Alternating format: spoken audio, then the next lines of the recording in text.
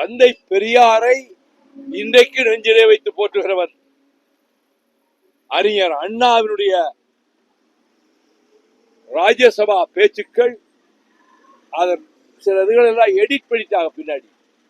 அதை பாராளுமன்றத்திலே மீண்டும் 2 வருஷத்துக்கு முன்னாடி அன்று என்ன 63 அண்ணா சொன்னாரோ, எதையெல்லாம் நீங்கள் நீக்கினீர்களோ அதையே திரும்ப நான் இப்படி சொன்னார் அண்ணான்னு அண்ணாவினுடைய இதை மீண்டும் பதிவு செய்து வைத்திருக்கிறவன் நான் தான். கலைஞர் அறிவித்த அத்தனை போராட்டத்திலையும் களத்திலே நின்றவன், அனைவரையும் திரட்டி கொண்டு போராட்டத்துக்கு ஈடுபட்டவன் நான் தான். கொலை பழி சுமத்தி நான் தூக்கி எறியப்பட்டேன். பொய்ப்பழி சுமத்தி இதை கேள்வி கேட்டீங்கள. நான் கொலை செய்வதற்கு திட்டமிட்டேன் புலிகளோடு சேர்ந்தென்று. அபாண்டமான அக்கிரமமான 1% உண்மை இல்லாத உயிரை கொடுப்பதற்கும் சித்தமாக இருந்த ஒருவரை கொலைகாரன் என்று பழி சுமத்தி வெளியேற்றியது. அதை பற்றி நீங்க என்ன சொல்றீங்க? இந்த கேள்வி கேட்டவர் தோழர் கேட்ட கேள்வி கேட்டீங்க. நான் அதெல்லாம் இல்ல, இந்த கேள்விக்கு பதில் சொல்லுங்க. அதை மறந்து அந்த கேள்விக்கு நான் கேட்ட கேள்விக்கு பதில் சொல்லுங்க. நான் கேட்கிற கேள்விக்கு நீங்க பதில் சொல்லவே தயாரா இல்ல. நீங்க நான் கேட்ட கேள்விக்கு பதில் சொல்லவே தயாரா இல்ல. நீங்க தான் கேள்வி கேட்க, நானும் கேட்பேன். அது உங்களுக்கு என்ன ரைட்டா? நீங்க தான் கேள்வி கேட்கணும், நான் கேள்வி கேட்க கூடாதா? உங்களுக்கு என்ன ரைட் இருக்கோ அந்த ரைட் எனக்கும் இருக்கு. நான் கேட்கிறேன்.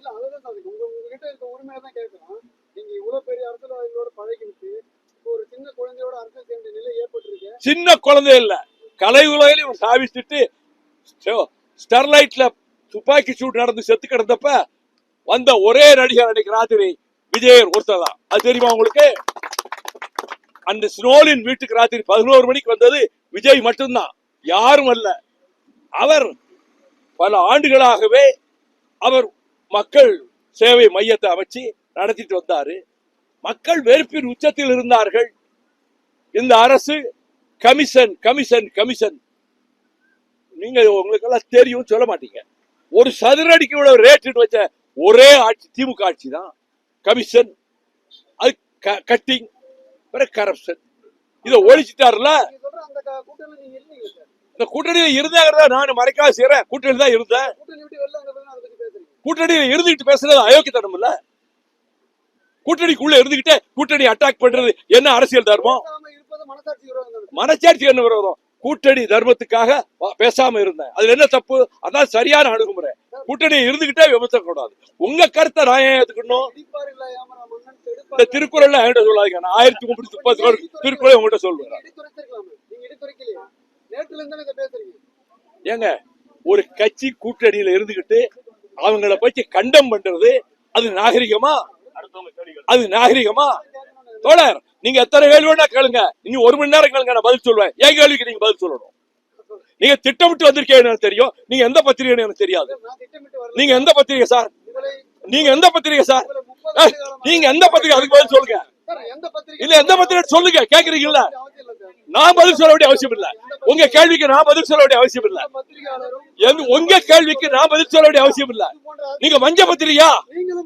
நீங்க மஞ்ச பத்திரிகா? நீங்க மஞ்ச பத்திரிகா? நீங்க மஞ்ச பத்திரிகா? நீங்க மஞ்ச பத்திரிகா திட்டமிட்டு வந்திருக்கீங்க. யார் உங்களை ஆகி விட்டது? யார் ஆகி விட்டது? உங்க பத்திரிகை முதலாளி ஆகி விட்டு இருக்காரு. உங்க பத்திரிகை முதலாளி ஆகி விட்டு இருக்காரு. நீங்க தினகரனா? நீங்க தினகரனா? தினகரனா? அது மஞ்ச பத்திரிகை ஆயிடுச்சு. முந்தாராளே கேவலப்படுத்தி என்னை பத்தி அரபகத்துக்கு சொத்து வாங்கிட்டாரு. உங்க மேல கோர்ட்ல கேஸ் போட போறேன். யாரு இப்ப இருக்கிறத வச்சுதான் கேட்க முடியும். இந்த பாருங்க, நீங்க திட்டமிட்டு வந்திருக்கீங்க.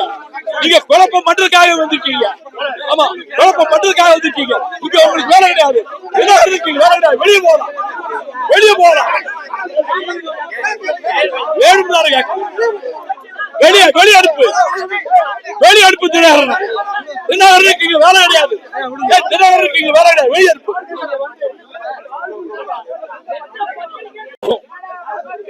என்ன நீங்க வந்து கேட்டா மரியாதை விட்டு போ.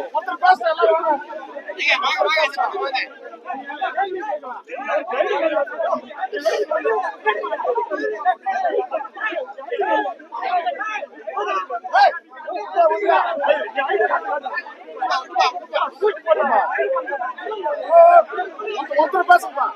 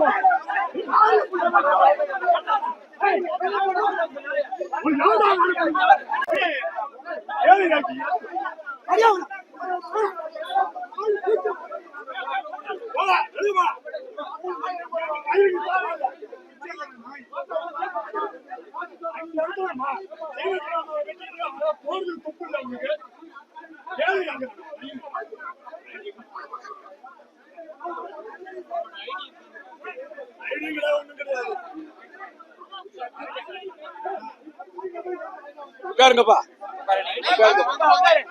உட்காருங்க.